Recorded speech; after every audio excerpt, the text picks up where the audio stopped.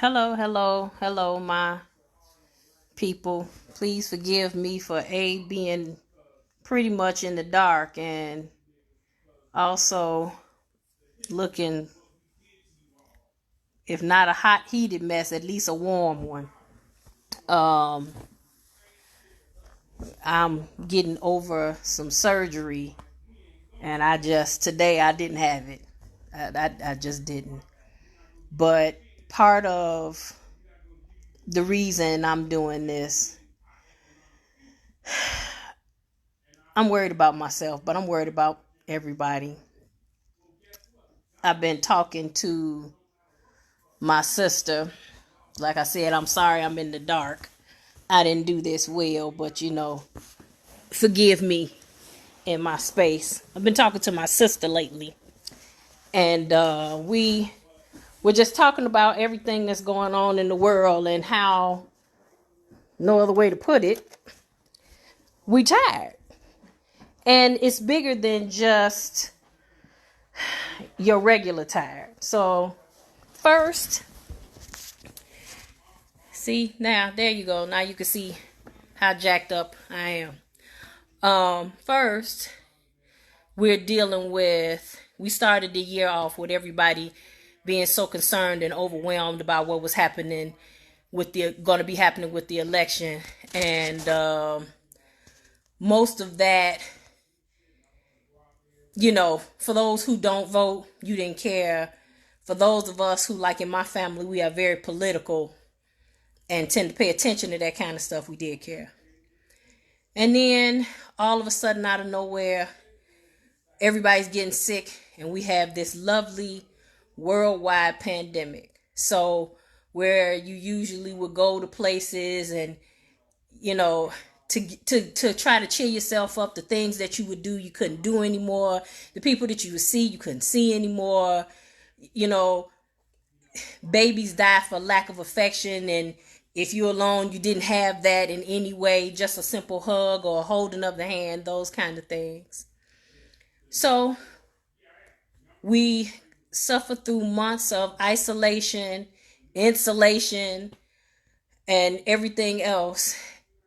And once it's like being in prison. You were in prison for a long time, and then all of a sudden, after you finally get your years and you get out of prison, then you decide, oh, I'm going to go to the neighborhood where I used to hang out, and you go, and the cops are there, and now you're going back to prison. So we went from the whole pandemic, and we finally get free. Hey, everybody. We finally get free to this massive outrage and outpouring of protesting and looting and everything that's going on in the world. And just at this point in time, some people will understand what I'm saying. Some people will absolutely, hey, George, I miss you. I really do. I'm so glad to see that you're okay. So many people will not understand where I'm coming from when I say this. And I'm nobody. I'm just saying how I feel. But as a black woman in the world with black nieces and nephews, with a black husband, there's no way you can know how tiring it is. So, you try really hard. You do. You try really hard to keep in good spirits. And I absolutely support all my people. Like I said, so many people are saying the things that I just have not had the energy to say about everything that's going on. Do know that the people that are looting, those are not protesters. They're people who looting. And those people who destroy stuff, a lot of those young people, that was the absolute only thing they knew how to do. A lot of the young people feel like the older people they don't want to listen to because we don't have any answers for them, and the kumbaya is not working. And to a degree, that's absolutely right. Because realistically, how many times can you accept somebody's apology? Nobody can slap me every day and apologize for it, and it's supposed to be okay. And don't give me that 77 times, don't give me that. So that's not working anymore. But at the same time, young people, destroying everything around you, that didn't work either. There are things we need to do.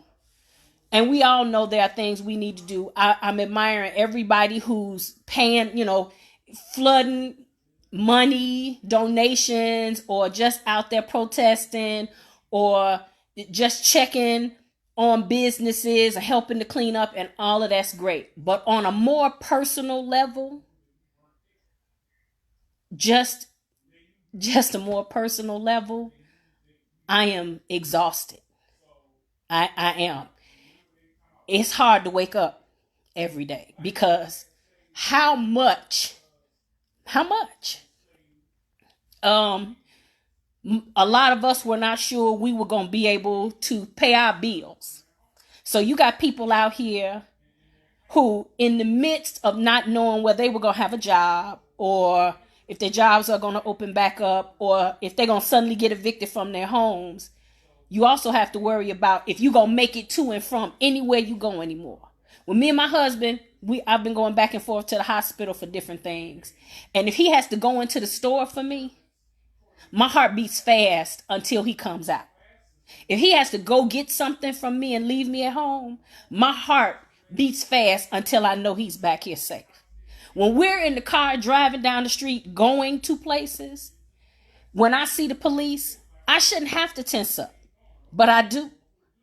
I still do. And even when I do it, I catch myself saying, what you doing? But I can't help it. I hate to see, I don't know what's happening with my nephews. So I pray that every time they leave the house, I don't even know when that is, that they're going to be okay.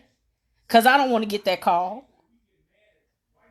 And having to feel like that all day, every day, it's a lot. My sister said it best. She said, my tired is tall. And it is. It really, really is. And I'm not really an emotional person. So, like I said, everything going, forgive me. But at the same time that I'm going through, I know I'm not the only person. So, to a degree, this for me was also a check-in. How are my friends doing? How are my friends who are not African American? How are you all handling being in the middle?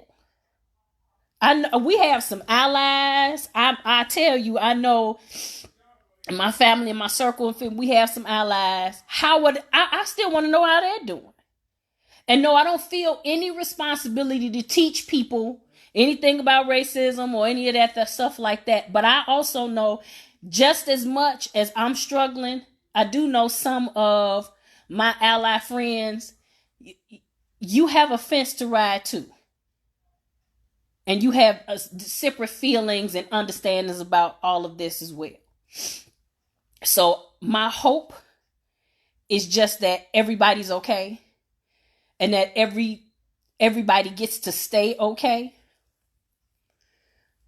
I hope that in all of this, people that I felt like were friends, people that I felt like were allies, truly, truly are. And I hope I don't have to lose friendships, because I'm not that one. I will. But I hope I don't ever have to lose friendships with people. I'm beyond grateful for those people who support and protect during this time. But how much more? Because if we think what we're seeing now is magically finna turn the clock around and magically finna make everything better, I've always been a pessimist, and I know it, pragmatic. And I know that's not the truth. And what we're seeing now is just a tiny, tiny little thing of what's absolutely going to be happening and coming. This is going to get a whole lot worse before it gets better, because people will, other than having to march for a little while and go home, once you go home, it's time to do the real work. And now you truly have to pick a side, because you have to pick one that you're absolutely willing to stand up every day, all day, and back. So it's not finna get better right now. And I'm scared for that time too. Because what exactly does that mean? I don't know. I just know, like I said, for those who are allies, for those who are friends, my family, I love you guys. I like I said, let's all keep our head up, keep up with one another, talk. That's one thing and I have to say, we as black people, we don't talk. It's a kind of a joke in my family. We don't get scared. Automatically, if somebody does something to us, fear is not your initial reaction. Anger is. So you go straight from internally you terrified, but it comes out as angry. So a lot of times, I need people to understand sometimes when people of color, when we react to stuff and it sounds like we're being angry, a lot of that is fear. Because we know that no matter what side of the table we're sitting on or what's going on, we have to reroute our feelings and our words to suit a situation. And even when we do, we don't know that it's going to be received the right way or any of that. So, our whole lives, we are responsible for everybody else's feelings. People of color, I don't care what you say. You always are. Wherever we go, if we go to the restaurant, if we go to a comedy show, if we go to wherever we go, we're responsible for everybody else and how they're going to feel about what we're doing. So, again, my real reason for doing this was really just checking in, wanting to hear if anybody else is having issues or am I insane? Because like I said, those people that are out there marching, they saying their issues, but what they're not saying is the stuff that you say when you're at home by yourself or with your loved one or with your family. Those real feelings come out. And I'm just curious. Like I said, everybody, we all tough in the streets and we all loud and we all proud and we all black and it's all wonderful and we all, uplifting, but you can't tell me that when you go home at night and you lay your head down, you that same mad. Your pillow should be wet too or something. So, love to you all. Stay as strong as you can be. If you need to talk, talk. If you have people you can talk to, share with them. Because just because you're not going through it doesn't mean they handling it well. Understand these kids are young. And though they go out here in these streets and say all this, what they are not is emotionally mature. So they don't know how to express stuff in the ways that we have had to learn over our lifetimes, how to just say how you feel. So, again, be well, be safe, be good.